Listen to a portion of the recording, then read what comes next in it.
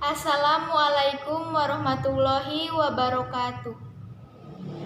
Saya Tanti Winianti dari kelas 6A NPM 18 10 63 10 80 206. Program Studi Pendidikan Bahasa dan Sastra Indonesia. Di sini saya akan membuat video simulasi mengajar.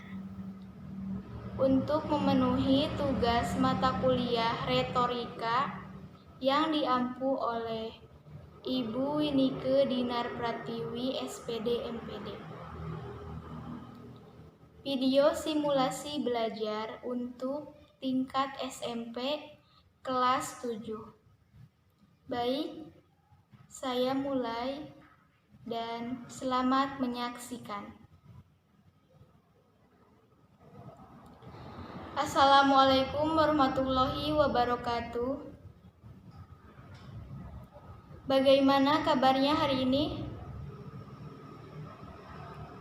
Alhamdulillah sehat semua ya.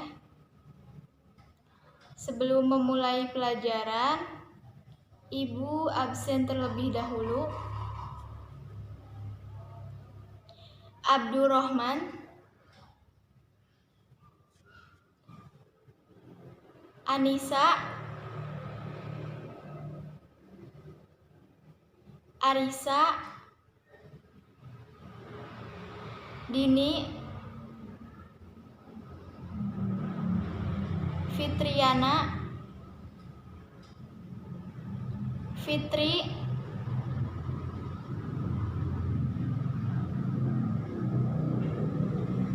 Eka, Fajar, M. Reja, M. Rizky, Muhammad Dafa,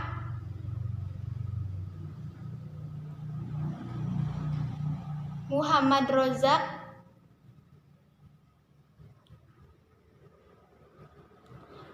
baik hadir semua ya. Alhamdulillah kita masih diberikan sehat dan nikmat, diberikan kesempatan untuk belajar kembali. Nah, di sini sebelum kita memulai belajar, kita pemanasan terlebih dahulu biar belajarnya tetap semangat. Semangat pagi selalu. Oke? Nanti kalian ikuti Ibu ya. Nih, Ibu beri contoh terlebih dahulu. Ketika Ibu berkata semangat pagi, pagi, pagi, pagi. Nah, nanti kalian ikuti. Yang kompak ya. Semangat pagi. Pagi, pagi, pagi. Semangat pagi. Nah, lagi dong. Kurang kompak nih. Masih pagi loh. Masa loyo? Udah pada sarapan belum? Harus tetap semangat ya. Semangat pagi. Nah, ya. Sudah duduk kembali.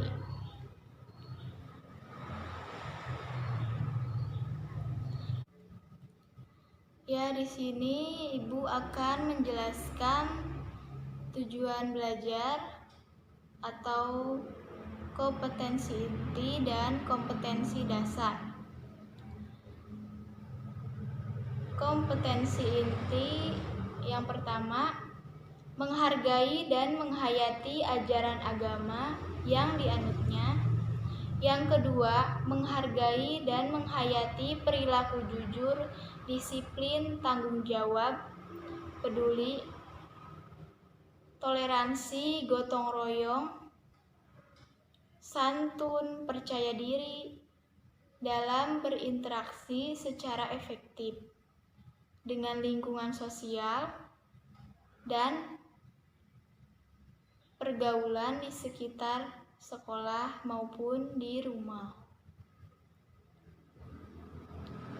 Yang ketiga, memahami dan menerapkan pengetahuan secara faktual, konseptual, dan prosedural berdasarkan rasa ingin tahunya tentang ilmu pengetahuan, teknologi, seni budaya terkait fenomena dan kejadian tampak mata atau yang kita lihat. Yang keempat, mengolah, menyaji, dan menalar dalam ranah konkret dan ranah abstrak, baik itu menulis, membaca, menghitung, menggambar, dan mengarang sesuai dengan yang dipelajari di sekolah dan sumber lain yang sama dalam sudut pandang, baik secara teori. Lalu kompetensi dasar. Mengidentifikasi informasi dalam teks deskripsi tentang objek secara pada di sekolah, tempat wisata, tempat sejarah, dan atau suasana pentas seni daerah yang didengar dan dibaca. Lalu menentukan isi teks deskripsi secara objek, baik di tempat wisata, tempat bersejarah, suasana pentas seni daerah, dan lain-lain yang didengar dan dibaca.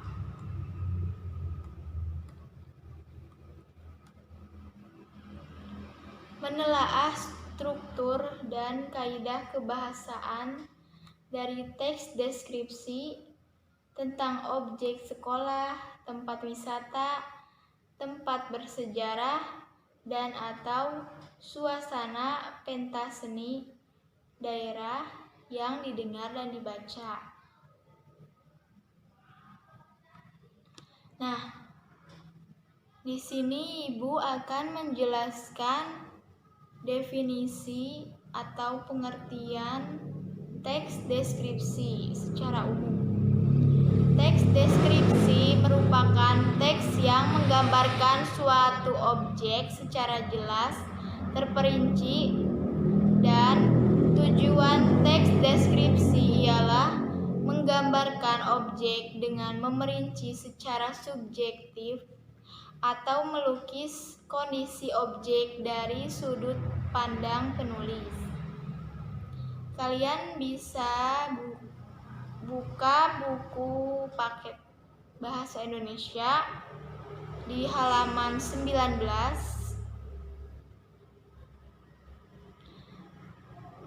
Ada yang tahu tidak ciri-ciri teks deskripsi? Silahkan buka halaman selanjutnya di halaman 20. Silakan untuk menyimak. Ciri-ciri teks deskripsi berisikan penggambaran atau penjelasan suatu objek. Lalu penggambaran atau penjelasan suatu objek yang menjadi topik dituliskan secara detail atau terperinci sehingga pembacanya mengerti secara jelas apa yang telah dijelaskan dan digambarkan dalam teks. Lalu, pembaca seolah-olah berada pada dalam teks. Jadi, kita dapat merasakan dan membayangkan, juga melihat apa yang telah digambarkan dalam teks. Lalu, ada yang bisa memberikan contoh seperti apa teks deskripsi?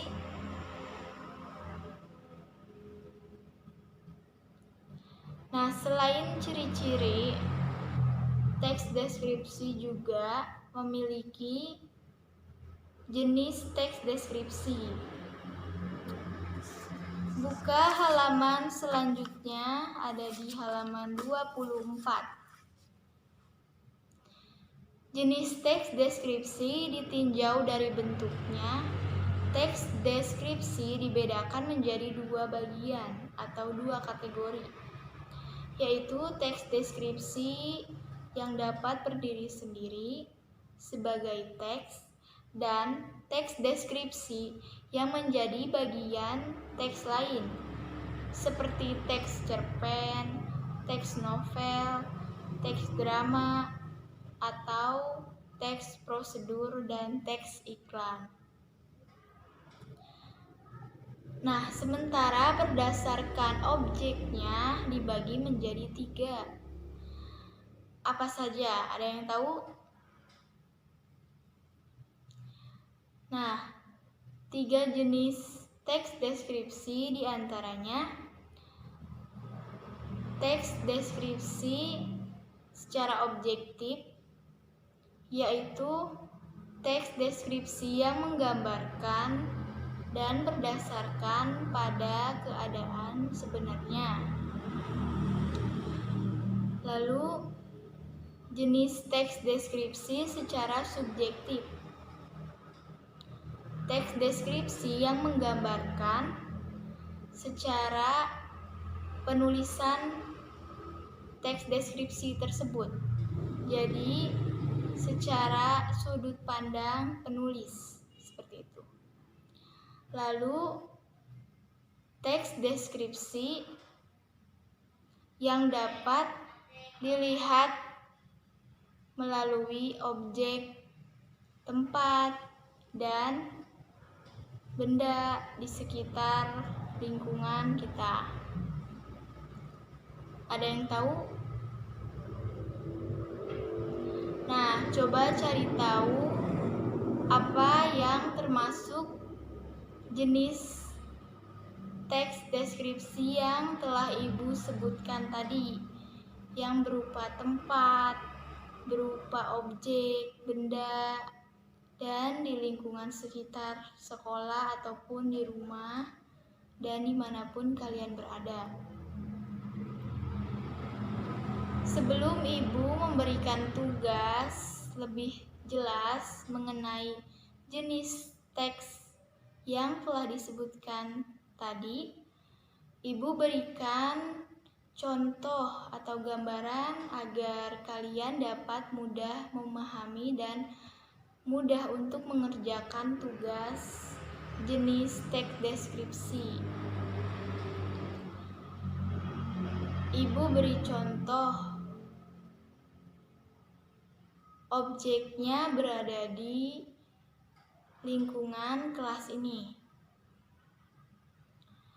Ibu punya satu benda panjangnya sekitar 10 cm sampai 12 cm, berisikan tinta, dapat digunakan untuk menulis di buku dan mencatat pelajaran. Coba ada yang tahu? Angkat tangan.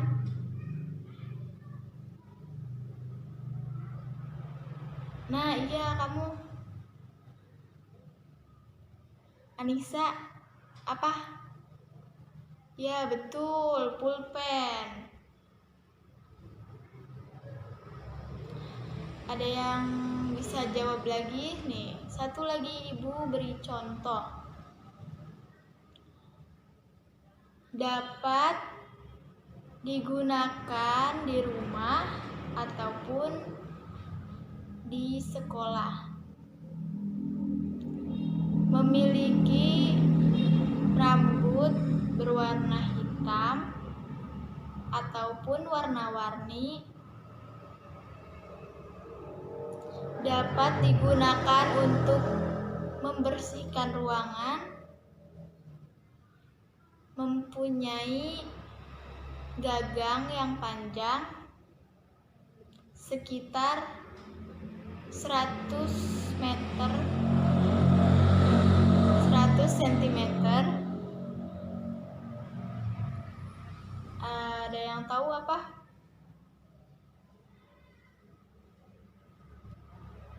Ibu ulang ya.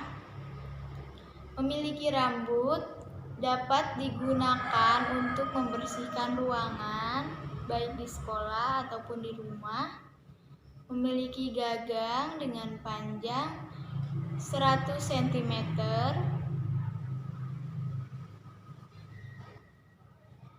Coba, ada yang tahu? Nah iya, kamu Reja, apa? Betul, sapu. Itu termasuk contoh jenis dalam benda. Objeknya benda. Nah, kalian bisa membuat dan mencari jenis apa, termasuk jenis teks deskripsi apa yang memiliki pengertian mengenai penggambaran objek pada benda di sekitar lingkungan kita. Baik, cukup untuk pelajaran hari ini. Ibu akhiri dengan mengucap hamdalah bersama-sama. Alhamdulillahirrabbilalamin. Jangan lupa cari termasuk jenis apa pada contoh yang ibu berikan. Ibu beri waktu 5 hari. Wah, seminggu ya? Ya udah, boleh. Ibu beri waktu seminggu. Kalian bisa mengumpulkan sebelum waktu 1 minggu atau pada waktu 1 minggu. Nah, nanti untuk KM tolong dikumpulkan di kelas, lalu simpan di meja ibu ya, di kantor. Baik, terima kasih untuk pertemuan pembelajaran hari ini. Kurang lebihnya ibu mohon maaf. Billahi taufiq wal hidayah. Wassalamualaikum warahmatullahi wabarakatuh.